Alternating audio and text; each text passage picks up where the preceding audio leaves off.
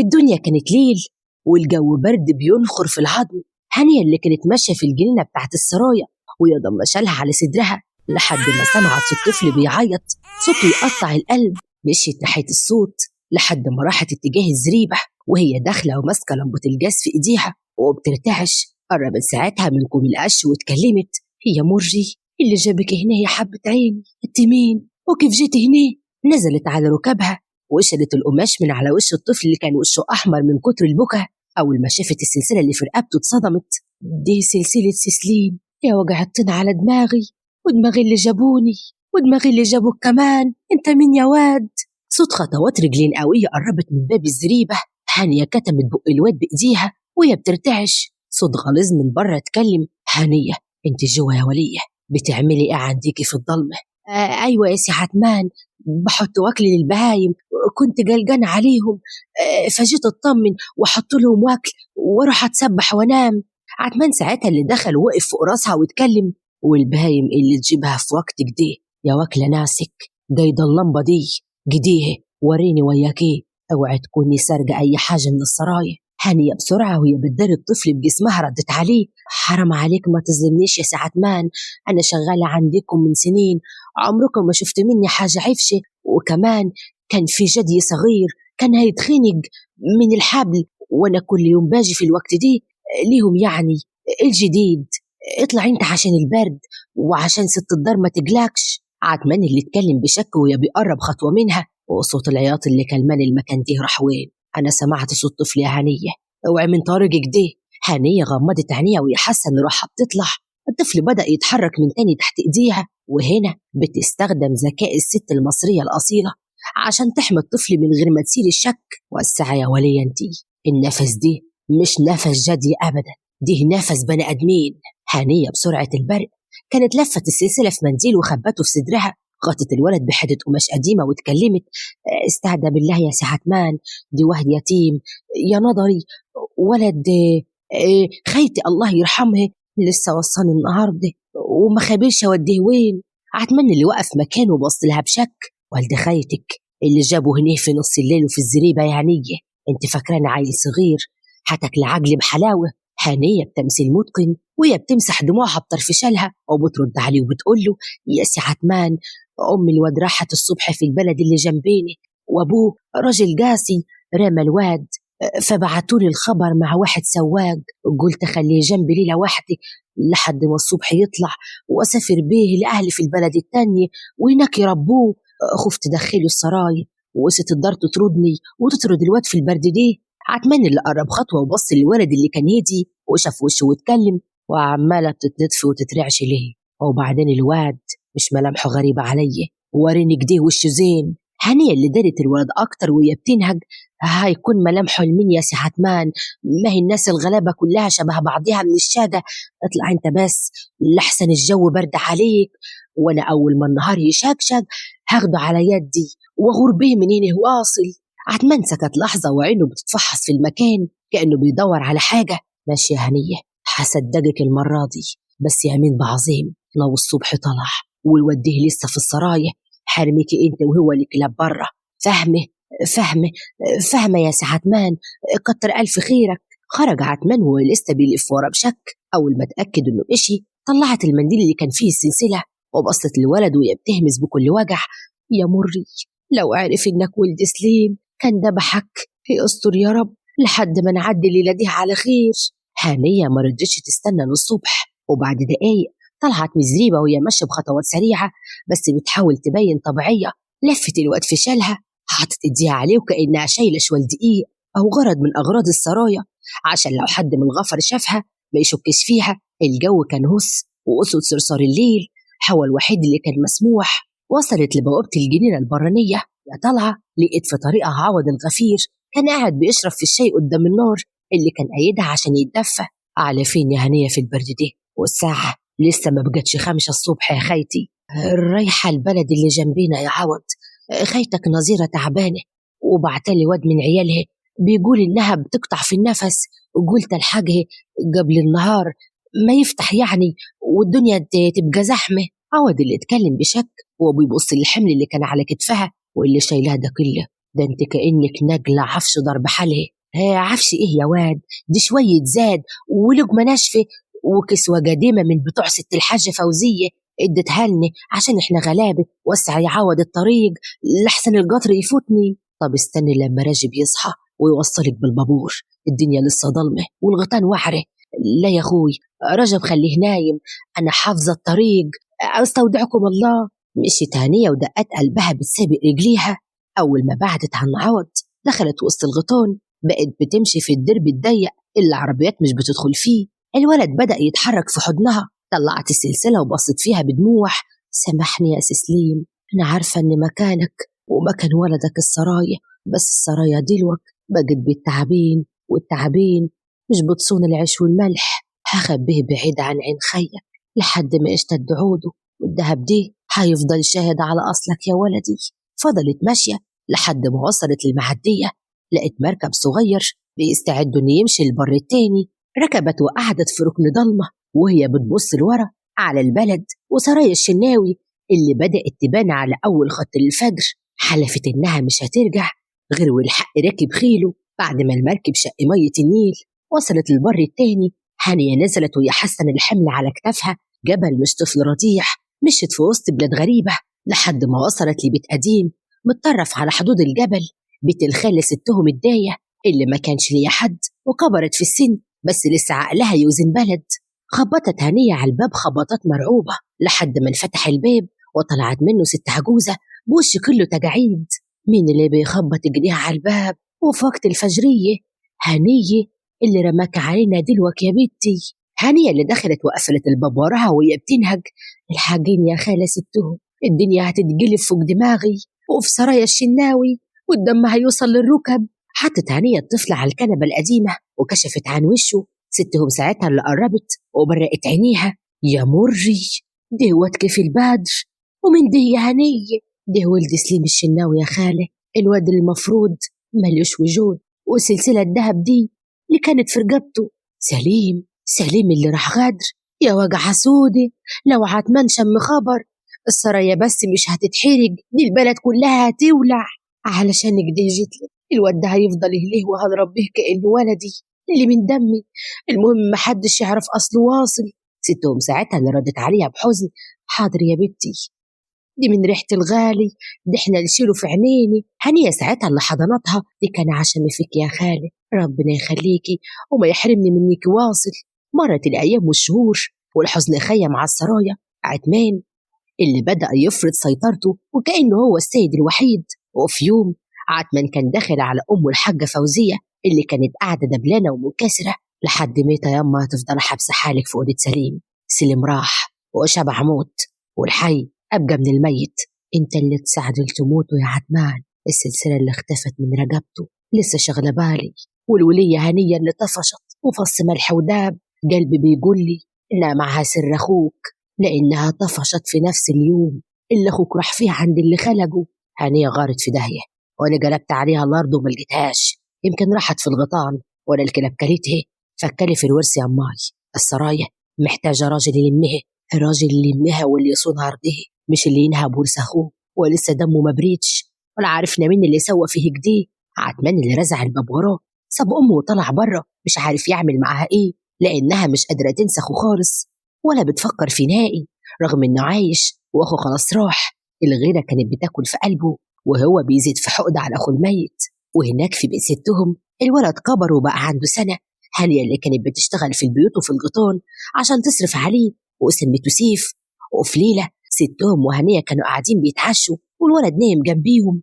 يا هنية، الواد ده كل ما بيكبر ملامح الشناوية بتنطق في خلقه. سبحان الله، الجبهة العريضة والعين دي كيف الصقر. الناس بدأت تسأل انت ليه مخبياه ورافضة حد يشوفه؟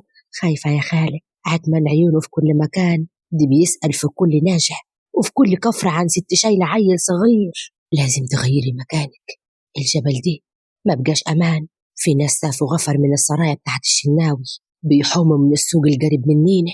فجأة الباب اتنزع بقوة. هنية قامت مفزوعة وضم صيف لصدرها. دخل ساعتها راجب الغفير بتاع عتمان. لقيتك يا واكلة ناسك، بقالك سنة هربانة بالكنز والباشا قلب عليك الدنيا. ابعد عني يا رجب، الواد ده ماله الصالح بحاجة، سيبني في حالي الله لا يسيئك.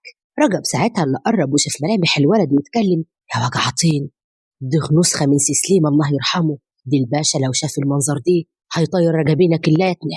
هنية اللي طلعت السلسلة من عبها واتكلمت: خد دي يا رجب، خد الدهب دي كلياته، سيبنا نغور من هنا، الدهب دي تمن سكوتك، عيش بيه، مالك في بلد تانية، بس بلاش تبيع طفل بريء لعم قلبه حجر. رجب اللي بص للدهب وبص للولد، الطمع لمع في عينه، بس الخوف من عتمان كان أكبر. الدهب هاخده، بس الواد دي لازم يموت يا هنية، ده أمر سي عتمان، ما فيش حد ليه حاجة في السرايا، وأي حد هيبقى ليه لازم يخلص عليه كيف ما سوى في أخوه سليم. يعني هو سوى كده في أخوه، أكيد لو أنا خبيت عليه مش هكون أغلى عنده من خيه اللي من لحمه ودمه.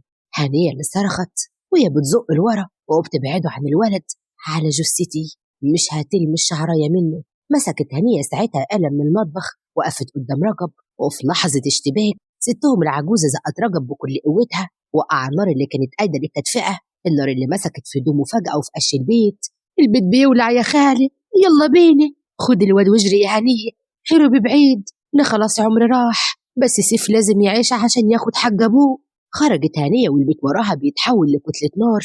رجب بيصرخ جوه، كرهت في حضن ليل والجبل، ودموعها مغرقة وشها: عايش عشانك يا سيف، هربيك في وسط الديابة لحد ما تبقى انت ديبهم، وهنرجع السرايا دي وهنطهرها بالدم اللي ظلموني. انت دلوك ولدي، ولد سليم الشناوي، اللي الدنيا كلها هتعمل له ألف حساب. هنية اللي فضلت تجري لحد ما وصلت لمركب مهجور على شط النيل، قررت انها تسكن في بيوت تاني، هتفضل غريبة لحد ما يجي يوم الحساب. هنية قعدت في المركب المهجور، ضم صيف لصدرها وهي بتسمع صوت المية بتخبط في خشب المركب، عقلها عمال بيودي ويجيب. في وسط السكون بدأت تفتكر في الليلة المشؤومة اللي سبقت لتسريبة بيومين، الليلة اللي سليم راح فيها. هانية اللي كانت بتهمس بدموع: يا ريتني كنت قلت لك يا سليم بلاش تخرج الليلة دي، يا ريتني قلت لك. وتعالوا بينا نروح في الأشباك كشف السر الأول. وليه ليلة الغدر سليم اللي كان قاعد في بيت الصغير اللي بنفطر في الغيطان بعيد عن السرايا عشان يعيش في مع مراته بنت الغفير اللي اتجوزها في السر علشان أهله كانوا رافضينها. سليم اللي كان بيلبس شاله وبيقول لمراته: نوارة أنا هروح السرايا جاب العدنان، بعت لي جولي نعرف موضوع جوازنا، ورايد يصالحني ويقسم الورد بما يرضي الله. نوارة اللي اتكلمت بقلب مقبوض ويا شايلة سيف اللي كان لسه عنده أيام: بلاش يا سليم، خيك عدنان عينه فيها الغل وأنا خايفة يغدر بيك. ده أخويا نوارة وإحنا دم واحد، هروح هرجع لك بالبشرى يا ست البنات. سليم اللي خرج وما رجعش، عتمان كان نصيب له فخ في الطريق، خلص عليه بدم بارد، قلع السلسلة من رقبته بحقد وهو بيقول: الدهب دي خسارة يندفن معاك يا ابن الشناوي، السرايا دي ملهاش غير سيد واحد وهواني. عتمان ما كانش يعرف ان النوارة خلفت، لكن رجب الغافر اللي راح في الحريقة هو اللي عارف مكان البيت. دخل على النوارة وهي بتعيط على جوزها، وقبل ما يلمسها خبت الواد في سلة القش وزقته في الترعة الصغيرة اللي كانت بتعدي قدام البيت، وهي بتصرخ وبتجري في اتجاه تاني عشان تشد الغفر وراها وتنقذ ابنها. القدر خلى السلة تمشي مع المية لحد ما وصلت عند فتحة الري اللي بتدخل الجنينة بتاعت السرايا، والسلة اتعلقت في الشجر اللي فوق الزريبة. وهناك نزل الولد وسط القش، وهنية لقيته بالصدفة. نرجع لهنية تاني اللي كانت بتفكر في كل ده، حست بحركة غريبة على شط النيل، خيال ست بتمشي وبتعرج وشعرها منكوش وهدومها متقطعة، ست شكلها فقد الذاكرة أو مجنونة تقريبا. الست قربت من المركب وبدأت تنوح بصوت يقطع القلب: يا ولدي ضاع في المية، سليم قال لها يرجع وما رجعش. هنية اتنفضت من مكانها، الصوت ده مش غريب عليها، نزلت من المركب وشايلة سيف، قربت من الست اللي كانت بتتكلم: نوارة، انت نوارة مرات سليم. الست بصت لها بعيون تايهة، ولما عيونها وقعت على سليم اللي كان نايم في حضن هنية صرخت صرخة هزت المكان كله: حتيه، دي ولدي، انا رميته في المية عشان يعيش، المية ردتهولي تاني، يا سليم. استهدي بالله يا نوارة، أنا هنية اللي كانت خدامة في السرايا، الولد بخير، القدر حاول نشبهولي عشان أحميه ليكي. نوارة اللي قعدت على الأرض تلتم وبتبكي، ومن كلامها المتلخبط هنية عرفت إن عتمان ملقاش الولد في البيت. عذب نوارة وضربها على راسها وسحلها في الجبل لحد ما افتكرت إنها راحت ورماها للكلاب، بس هي اللي عاشت وفقدت عقلها من الصدمة. قومي يا نوارة، قومي شدي حيلك، احنا دلوقتي 3، أنا وانت والوريث الحقيقي. عاتمن فاكر إنه راح نخلص على سليم وخلص من عياله، ما يعرفش النار اللي ولعها هتحرقه في الآخر. من الليلة دي مفيش خوف، هنعيش في الجبل وهنربي سيف على القسوة والشدة، ولما يكمل 20 سنة هيدخل السرايا دي هو شايل سيف أبوه وسلسلة الحج. نوارة بعقل بدأ يرجع ليها تدريجيا وهي بتبص لسيف. هناخد طاره يا هنية، هناخد طاره اللي يتم ولدي وحرمني من جوزي، وحياة دم سليم لسه الغدر لا خلي عتمان يتمنى الموت وما يطلوش. احنا دلوقتي مطاريد، بس بكرة هنبقى أسياد. المعدية وصلت بيهم لآخر حدود النيل، المكان اللي بينتهي عنده الأرض الخضراء وبتبدأ عنده هبة الجبل. هنية ونوارة نزلوا من المركب ومعهم سيف اللي كان نايم في حضن هنية. بعد ما هدى من البكا، نوارة اللي بصت الجبل بخوف وهي بتنهج. احنا رايحين وين يا هنية؟ الجبل دي بقى وديابة والمطاريد، هنعيشوا كيف في وسط الصخر دي؟ هنية اللي بصت لورا بتتأكد إن مفيش حد مراقبهم. الديابة أرحم من عتمان يا نوارة، الجبل هو اللي هيسترنا. في مغارات هناك كانت ستهم الله يرحمها حكت لي عنها، فعن مية رباني بتنزل من بين الصخر، الناس بتهاب تروح هناك عشان بيبقوا عليها مسكونة. أو السكن من الجن أهون من السكن مع اللي من دمك، وهم قاصدين يخلصوا عليكي. طلع من الجبل والخب بياكل في صدورهم. الدنيا كانت ليل، بس نوارة كانت بتمشي وهي بتعرج من كتر الضرب اللي شافته من عتمان وغفروا. بعد شوية وصلوا لمغارة عالية مدخلها متداري بشجر شركحامي. هانية اللي كانت بتدخل، وجوه المغارة كان في رطوبة وصوت طنقة مية. شفت يا نوارة؟ مية العندي هي اللي هتخلينا نعيش. أنا هنزل الأسواق البعيدة أخدم وأشيل وأجيب لقمة، وانت هني حارسة الواد. سيف دي هو اللي هيطلعنا من هنا ملوك. مرور السنوات وسيف في حضن الجبل 20 سنة عدوا. سيف كبر في بيئة ما فيش فيها غير الصخر والريح، جسمه بقى ناشف، عضلاته مفتولة من كتر طلوعه ونزول الجبل، ملامحه بقت صورة من سليم أبوه، بس عينه فيها لمعة غضب وقوة ورثها من وجع أمه نوارة وحكاوي هنية. وفي يوم سيف اللي كان واقف على طرف صخرة عالية بيبص على السرايا اللي بتبان من بعيد. يما هنية، انت قلت ان السرايا ده حقي، ليه احنا هنا والناس اللي تحت دول أسياد؟ هنية طلعت السلسلة الذهب اللي لسه محتفظة بيها وردت عليه وقالت له عشان يا ولدي الحق بيتاخد غصب مش بالطلب. عمك عدمان قتل أبوه ورمى أمك لكلاب السكة، وافتكر إنك دي قفل على الحكاية، ما يعرفش إن الجبل دي بيرب دي هينزل ياكل أخضرهم ويابسهم. نورة قعدت جنب سيف وبتحط إيديها على شعره وإيدها بترتعش. يا ولدي السلسلة الذهب دي كانت في رقبة أبوك اللي اتمراح وما رجعش. اليوم اللي تلبسها فيه وتدخل السرايا حول اليوم اللي طاري فيها يبرد. سيف اللي مسك السلسلة وعينه كانت على السرايا بتركز مرعب، هو حلف لا ياخد حق أبوه وينتقم من كل اللي ظلمه وظلم أمه وأبوه اللي راح غدر. وفي يوم وهانية نازلة البلد تجيب شوية دقيق، سمعت حس في الجبل صوت ضرب نار وزغاريت غريبة. عتمان اللي كان طالع رحلة صيد في الجبل ومع ابنه حمدان اللي بقى شاب قد سيف ومعهم غفر بأسلحة. سيف ما سمعش كلام هنية إنه يفضل مستخبي، نزل يتسحب بين الصخور عشان يشوف الغول اللي اسمه عتمان. شاف عتمان وهو راكب خيله ماسك بندقية وبيضحك بصوت عالي. شوف يا حمدان، الجبل ده كلياته لينا، البلد كلياتها تحت طعنه، اللي يقف قدام عيلة الشناوي الجبل ده يبلعه. وفجأة غزل صغير جاني من قدامهم. حمدان رفع بندقيته بس ايده ارتعشت، الرصاصة اللي جت في صخرة وارتدت، والخيل بتاع حمدان جه على الطرف وحمدان منه في ايه، وبدأ حمدان يتدحرج ناحية منحدر ملوش آخر. ومن ساعتها اللي صرخ بعلو صوته حمدان يا غفر الحاج ولدي. الغفر اللي كانوا بعيد عتمان مش عارف ينزل بالخيل في حتة صعبة جدا. سيف اللي كان واقف ورا صخرة قريبة وشاف ابن القاتل وهو بيضيح. نوارة اللي كانت مراقبة من بعيد وبدأت تصرخ بجنان خليه يروح، خليه يحس بالوجع اللي حسيت بيه يا ولدي، بلاش تجيبه يا سيف. سيف وقف لحظة بص لصرخات عتمان المرعوبة على ابنه، بص الحمدان اللي كان بيتشعلق في عرق شجرة قبل ما يقع في الهوية. الغل كان بيقول يسيبه بس دم سليم اللي كان طيب جواه خلى ينط بمرونة الصقر. مسك ايد حمدان في آخر لحظة وشد بكل قوته لفوق. عتمان اللي وصل وهو بينهج بص للشاب اللي أنقذ ابنه. سيف ساعتها اللي كان مغطي وشه بشال بس عينه كانت باينة نفس عين سليم بالظبط. عتمان ساعتها اللي قلب ذهول انت مين؟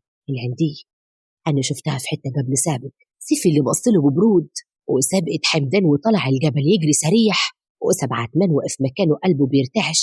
هو حس إن ابنه كان هيموت في لمح البصر، وفي نفس الوقت أول ما شاف عيون الشاب حس إن عيونه قريبة جدا من عيون أخو سليم، بس في صورة شاب صغير.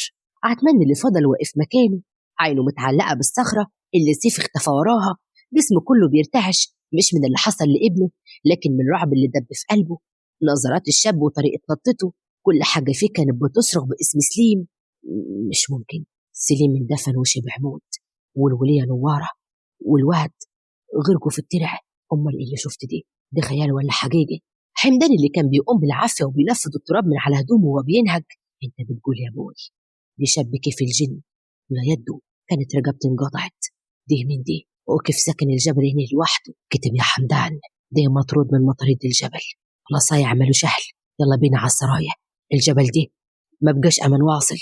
نزل عتمان هو وغفره بسرعة، بس عينه كانت بتلف ورا كل صخرة، حاسس إن سليم لسه حي وباصص عليه من فوق. أما فوق في المغارة، سليم وصل المغارة وهو بينهج. نورة اللي كانت قاعدة في الركن بتكلم نفسها وبتهلوس باسم سليم، بس أول ما شافت هنية كانت لسه واصلة ومعاها شوية دقيق، وشها مخطوف. بعد ما عرفت إن سيف نزل تحت، هنية اللي اتكلمت برعب وهي بتمسك سيف من كتفه. عملت إيه يا ولدي؟ أنا شفت عتمان وغفر نازلين يجروا، أنت كشفت حالك. شفت الغول يا أم هنية، شفت اللي قتل أبوي، شفت ولده وهو بيضيع قدام عيني، كان ممكن أعمله يروح الهوية. وسويت إيه؟ حملته يغور. سيفي اللي بص في إيده اللي لسه عليها أثر التراب من إيد حمدان. دم أبوي غلبني، شديته من موت يمه، بس عتمان شاف عيني وشاف الخوف في قلبه وبيبص لي. هنية ساعتها اللي لطمت على صدرها. يا مري، ده عتمان مش هينام الليلة يا سيف، دي لو شك إني لسه عايش هيجي يسحق الجبل دي باللي فيه. انت كده حطت رجبينا تحت السكينة، خلي السكينة تجرب يما. أنا ما بقيتش العيل اللي خبيتيه في شالك وهربت بيه، أنا سيف الشناوي، واليوم اللي شفت فيه النهاردة عرفت إن الحج مش عايز أي سنين تانية، الحج محتاج المواجهة. نورة اللي قامت فجأة وضحكت ضحكة تخوف. شافك شاف عيون سليم، بكرة يشوف موتي يا ولدي، بكرة السرايا تضلم عليه كيف ما ضلم حياتي. وهناك في السرايا عتمان دخل المكتب وقفل على نفسه، طلع السلسلة الذهب النسخة اللي كان عاملها لنفسه وفضل يبص لها. فجأة الباب خبط ودخلت الحاجة فوزية أمه وهي ماسكة سبحتها. مالك يا عتمان ووشك مخطوف وكأنك شفت عزرائيل؟ حمدان جرى له حاجة؟ حمدان بخير يا أمي، بس الجبل ما بقاش أمان. شفت شاب هناك عينه يا ماي، عينه كانت شبه عين سليم ربنا يرحمه. سليم؟ انت بتقول ايه يا عدمان؟ انت مش قلت ان سليم مالوش وريث والكلاب اكلت الولية اللي كانت معاه؟ ايوه قلت، والكلاب اكلتها فعلا، بس الشاب اللي شفته النهارده كان كانه سليم وقام من تربته. انا لازم اعرف من ده يا ماي، ولو طلع اللي ببالي صح المره دي هذبحه بيدي قدام الكل. لو هو يا عدمان يبقى الحق رجع لاصحابه، دم عمره ما يبقى ميت. السرايا دي بتنادي صاحبها الحقيقي. وفي نص الليل سيف اللي قرر ينزل السرايا عشان يستطلع تسلل من الجبل وصل لأسوار الجنينة. وهو ماشي شاف خيال حد بيتحرك عند الزريبة، نفس الزريبة اللي هنية لقيته فيها وهو طفل. قرب سيف وماسك خنجره، لقى بنت صغيرة بتعيط ماسكة شمعة وبتحاول تدور على حاجة في القش. انت مين وبتسوي ايه هنا؟ البنت اتنفضت وبصت له، بمجرد ما شافت وشه سقطت الشمعة من ايديها. تعب سليم، الصورة اللي في أوضة ست الحاج فوزية شبهك بالتمام والكمال. صورة مين؟ انت مين يا بنتي؟ عيني ليلى بنت عتمان الشناوي الصغيرة. انت مين يا جدع؟ كيف دخلت هنا؟ سيف اللي وقف مكانه تبقى بنت القاتل وبنت عمه في نفس الوقت. في اللحظة دي سمعت صوت كلاب الحراسة بتهجم عليه من بعيد. سيف في لمح البصر كتم بق ليلى بإيده التانية وسحبها ورا خلف كوم القش، والكلاب كانت خلاص على بعد خطوات، وصوت نباحها مالي المكان. لو نطقت بحرف واحد لا انت ولا ابوك هتشوفوا النور من تاني، انت فاهمة؟ ليلى هزت راسها بخوف وهي بتبص لملامحه اللي باين عليه الغضب، وصوت الغفر بدأ يقرب من الزريبة مع كشافتهم كمان. صوت الغفير اللي كان بيقول واد يا محروس الكلاب هايجة على الزريبة ليه؟ يكونش في حد غريب اتسحب ودخل هنا. سيف اللي كان جاهز بخنجره ونفسه عالي، بس ليلى عملت حاجة غير متوقعة. أول ما الغفير قرب من الباب طلعت بسرعة وقفت قدامه ودايرت سيف بجسمها الصغير. دريته خالص. في ايه يا محروس؟ دي جتة سودة كانت محبوسة جوه والكلاب كانت عايزة تاكلها. سيبوني في حالي بقى، انا كنت بدور على اخو الخالي اللي ضاع. حقك علينا يا ست ليلى، بس الوقت ليل والجو برد. يلا اطلعي فوق على السرايا. اول ما مشي الغفير لفت لسيف اللي كان لسه مستخبي، بصت له بنظرة غريبة، نظرة طفلة شافت بطل من الأساطير اللي جدتها بتحكي عنها. أنا خبرة إنك مش شبح، وخبرة إنك مش غريب. السلسلة اللي في رقبتك دي أنا شفت زيها في منديل حرير في صندوق بتاع ست الحاجة فوزية. أنت مين؟ أنا الحاج اللي أبوكي حاول يدفنه. بكرة لما السرايا دي تهدف فوق دماغ الظالم أفتكر إني كنت أقدر أخلص عليك الليلة. بس أنا مش قاتل كيف اللي خلف اللي قتل أبوي وكان رايد يقتلني ويقتل أمي ويخلص علينا. وقت الحرب جرب، استني وهتشوفي. سيفي اللي سابها ونط السور بمرونة وخفة ورجع للجبل. ليلى فضلت واقفة مكانها والدموع في عينها، حاسة إن حياتها كلها كانت كدبة كبيرة، وهي حاسة إنها مصدقاه لأنها شافت بعض الأمور على أبوها إنها تصدق إنه يعمل أي حاجة. بس اللي ما كانتش قادرة تتوقعه إن هو ممكن يخلص على حد. رجع سيفي المغارة لقاها هي قاعدة مستنية بقلب محروق ومعاها نوارة اللي كانت بتسن سكينة قديمة بضحكة مرعبة. سيفي اللي دخل ورمى شاله في الأرض واتكلم.